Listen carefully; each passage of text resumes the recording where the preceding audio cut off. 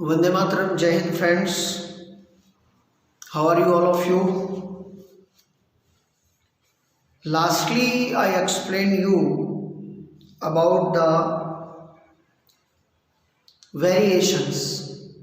जैविक विविधता, प्राणियों में विविधता क्यों देखने को मिलती है, और लास्ट में इवोल्यूशन थ्योरी को टच करते हुए कौन से फैक्टर उसके लिए रिस्पॉन्सिबल हैं और किस तरह से ग्रेगर जॉन मेंडल का उसमें कंट्रीब्यूशन था. I explain you that. Now what ever experiment done by the Gregor John Mendel, let's highlight on that.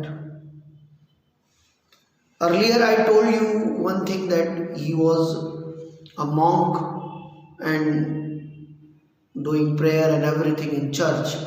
तो चर्च के आजू बाजू में जो ज़मीन थी बच्चों, उस ज़मीन में उन्होंने जो है मटर के जो है कुछ सीड्स जो है ग्रो किए, और उन्होंने जो है दो तरीके से सीड का सिलेक्शन किया. एक वो सीड थे जो ग्रीन कलर के थे और दूसरे जो थे वो येलो कलर के थे, बराबर है. और उसमें से कुछ सीड जो एकदम हेल्दी क्वालिटी के दिख रहे थे और कुछ जो है उसमें से रिंकल्ड ये थे, थोड़ा बहुत उसमें जो है थोड़े दबे हुए, थोड़े सिकुड़े हुए उस टाइप के थे, बराबर है. और दोनों को उन्होंने जो है ग्रो करने के बाद में उन्होंने उसको जो है क्रॉस पॉलिनाइज जब करवाया, तो फर्स्ट जनरेशन में उनको जो प्लांट मिले उसमें से कुछ टॉल थे और कुछ शॉर्ट थे, जैसा आप पिक्चर में देख पा रहे हो. अब उनमें से मिले हुए सीड को उसने वापस जर्मिनेट किया, और अगली जनरेशन में जब उसने देखा तो ही ऑब्जर्व दैट कि सारे के सारे प्लांट जो है वो टॉल ही थे, कोई भी उसमें से शॉर्ट नहीं था. एंड अनदर थिंग, जो उसमें सीड्स डेवलप हो रहे थे, फर्स्ट जनरेशन में ओनली एंड ओनली एक रिंकल था, जबकि बाकी सब जो है क्या कहते हैं कुछ उसमें से ग्रीन और कुछ येलो जो है डेवलप हुए थे. फिर टॉल वाले जितने भी मिले, यानी सेकेंड जनरेशन में उसको उसने फिर से जर्मिनेट किया. अगले जनरेशन में जब हो गया तो उसको टॉल ही प्लांट मिले, लेकिन सारे के सारे सीड जो है एकदम गुड क्वालिटी के थे, कोई रिंकल नहीं था, बराबर है. उनने फिर से उसमें से जो सीड्स मिले उसको फिर से जर्मिनेट किया, फिर से पॉलिनाइज किया. तो जब जर्मिनेट किया तो कुछ प्लांट जो है हायर थे और कुछ शॉर्ट थे. अब ये यहाँ पे देखने वाली बात थी, उनको जो है ये गुणधर्म, अब तुम लोग देखो कि दूसरी और तीसरी जनरेशन में जो है आप लोग देखोगे तो टॉल प्लांट है, लेकिन जो फर्स्ट जनरेशन थी, अगर आप इसको गिनना हो तो आप ऐसे बोल सकते हो, परदादा, फिर दादा, फिर बेटा और फिर पोता, यानी कि चौथी जनरेशन के जो क्वालिटीज़ थी वो जो है क्या कहते हैं फोर्थ जनरेशन में देखने को मिल रही थी, बराबर है. तो ये कौन सी चीज़ कैरी करती है, इसको जब मेंडल ने स्टडी किया तो उसको उसने एक स्पेसिफिक नाम दिया, and that is called a gene. यानी जीन बॉडी के अंदर एक ऐसा कैरेक्टरिस्टिक्स है जो हमारी heredity information one generation to another generation carry करता है. और इस तरह से वेरिएशंस जो है जनरेशन टू जनरेशन देखने को मिलते हैं, जो मेंडल ने जो है अपने अलग अलग एक्सपेरिमेंट में एक्सप्लेन किया. तो अब सवाल पैदा होता है कि where this gene has form, ये जीन कहाँ मिलते हैं. तो जीन जो है बच्चों वो डीएनए में मिलते हैं, और डीएनए जो है हमारे बॉडी में दो प्लेसेस पे अवेलेबल होते हैं. एक तो जो है हमारे बॉडी के हर एक सेल में जो है उसको स्पेसिफिक जगह है, और दूसरा हमारे जो रिप्रोडक्टिव सेल्स हैं उसमें जो है वो जेनेटिक इंफॉर्मेशन रहती है, which is transmit from one generation to another. Okay, so we can say that the mechanism of inheritance explain the result of the Mendel experiment, and it is used to all the sexually reproducing organism. Okay, but it is not a sexually reproducing organism. Okay, तो यहाँ पर जो है DNA एक बहुत बड़ा role play करता है बच्चों, जो वेरिएशंस बताने का काम करता है.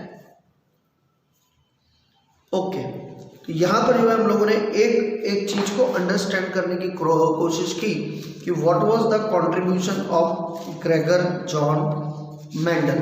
ग्रेगर जॉन मेंडल का जो है इसमें क्या कंट्रीब्यूशन था और किस तरह से उसने जो है ये समझाने की कोशिश की कि पैतृक गुणधर्म जो है वो जीन के थ्रू बराबर है वो हमारे बॉडी में एक generation to another generation transmit होते हैं और उसमें जो चेंजेस आते हैं उससे जो है वेरिएशन या विविधता देखने को मिलती है। अब वैसे तो बच्चों ये तुम्हारे बोर्ड के पार्ट में से ये टॉपिक निकाल दिया है, लेकिन फिर भी मैं तुम लोगों को एक्सप्लेन कर देता हूँ यहाँ पे तुम्हारे इन्फॉर्मेशन के लिए और ख़ास करके उन स्टूडेंट लोगों के लिए जो लोग in future they are going to take biology, जो लोग बायोलॉजी लेने जा रहे हैं उन लोगों के लिए जो है ये मैं यहाँ पे एक्सप्लेन कर रहा हूँ मैं। बाकी जो है आपका एग्ज़ाम से इसका कनेक्शन इस साल के लिए निकाल दिया है, लेकिन फिर भी हम अंडरस्टैंड करेंगे बिकॉज ना पढ़ाना मेरे एटीट्यूड में नहीं है।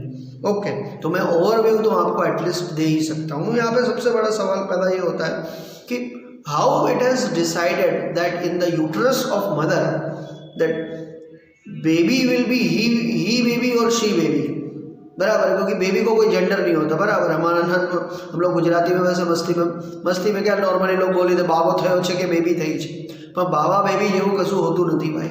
ओके बेबी बेबी होता है तो ही बेबी या शी बेबी होता है। तो कैसे ये नक्की किया जाए कि भाई माँ के उधर में जो बालक पल रहा है वो लड़का होगा या लड़की होगा। अब यहाँ पर जो है बच्चों जो चीज़ रिस्पॉन्सिबल है that is the specific characteristics of the sperm, बराबर है, एंड ओवम। ये दोनों के डिफ्यूजन से ही तो बच्चे पैदा होते हैं ना, बराबर है। तो यहाँ पर जो है बच्चे जो मेल जो रिप्रोडक्टिव सेल है स्पर्म, बराबर है, यू नो वेरी वेल, मैंने लास्ट टाइम में भी बताया था कि एक ह्यूमन बीइंग के अंदर से at a time lakhs of जो है स्पर्म रिलीज होते हैं फीमेल के वजाइना में, लेकिन वो सबके सब अनफॉर्चुनेटली फर्टिलाइज नहीं हो पाते, उसमें से कोई एक आधे ही फर्टिलाइज होता है, बराबर है। तो ये जो बच्चों जो लैक्स ऑफ स्पर्म रिलीज होते हैं उनमें से 50% जो है एक्स टाइप के क्रोमोसोम रखते हैं और दूसरे 50% वाई टाइप के क्रोमोसोम रखते हैं। यानी मेल में एक्स एंड वाई ऐसे दो टाइप के क्रोमोसोम होते हैं, 50% X type and 50% Y type, बराबर है। और जो मदर का ओवम है, विमन में जो ओवम अवेलेबल है, it has only one type of chromosome and that is x and x. तो कौन से टाइप का मेल का क्रोमोसोम मतलब स्पर्म फीमेल के ओवम से डिफ्यूज होगा, क्योंकि फीमेल में तो फिक्स है भैया एक्स एक्स क्रोमोसोम। तो मेल का जो है जो स्पर्म है अगर वो एक्स क्रोमोसोम कैरी कर रहा है तो डेफिनेटली फीमेल के एक्स क्रोमोसोम के साथ ही डिफ्यूज करेगा। तो एक्स एक्स क्रोमोसोम जो है क्या कहते हैं वो फीमेल को बर्थ देगा। लेकिन मान लो क्या कहते हैं मेल का जो 50% वाई क्रोमोसोम है वो अगर स्पर्म अगर वाई क्रोमोसोम अगर कैरी कर रहा है और वो स्पर्म अगर जो है फीमेल के एक्स क्रोमोसोम के साथ डिफ्यूज होता है तो मेल जो है प्रोड्यूस होगा। तो ये प्योरली नेचुरल फेनोमेना है, इसमें आपका कोई कंट्रीब्यूशन नहीं है, बराबर है।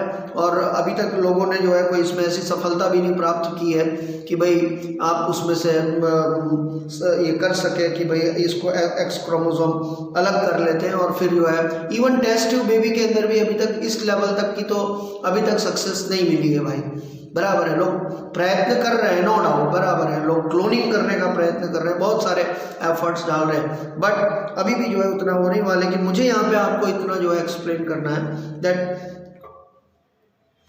फीमेल के एक्स क्रोमोसोम के साथ में मेल का अगर वाई क्रोमोसोम डिफ्यूज होता है, बराबर है, तो वो जो है मतलब स्पर्म, बराबर है, जिसने वाई क्रोमोसोम कैरी किया है तो जो है वो मेल प्रोड्यूस होगा और फीमेल का ओवम तो एक्स है ही है। लेकिन अगर मेल का जो स्पर्म है अगर वो क्रोमोसोम भी अगर एक्स होगा तो एक्स एक्स के डिफ्यूजन से जो है फीमेल का बर्थ होता है। That much I explain you, इतना मैं तुम लोगों को यहाँ पे बता रहा हूँ। अगले पार्ट में हम लोग इवोल्यूशन थियरी को अंडरस्टैंड करेंगे, बराबर है। देखो एक होता है रेवोल्यूशन यानी क्रांति, बराबर, and second is the evolution that is the उत्क्रांति। change which is very rapid, very fast. Okay, on a sudden change has taken place, that is called a revolution. Okay, the change which is very slow, very gradual until long time, okay, which has taken lakhs of year, that type of changes are called the evolution, and Hindi and Gujarati it is called the Utkranti. Okay, so how evolution is taken place, because हर किसी को ये सवाल है, आपको भी सवाल है, मुझे भी सवाल है कि हम सब जो है धरती में आए कैसे। तो लोग बताते हैं हमारे पूर्वज बंदर थे, तो बंदरों में से इंसान बना, तो तब बन रहा है, तो आज क्यों नहीं बन रहा है भाई, आज भी बनना चाहिए, लेकिन ऐसा हो रहा नहीं है। तो ये एक अपने आप में एक पजल है, एक बहुत बड़ा क्यूरियोसिटी है, एंड इस क्यूरियोसिटी को जो हमारी प्यास है, इस प्यास को क्वेंच करने के लिए डेफिनेटली हम नेक्स्ट टाइम एवोल्यूशन थियरी के ऊपर फोकस करेंगे। Okay, bye, see you all of you, take care.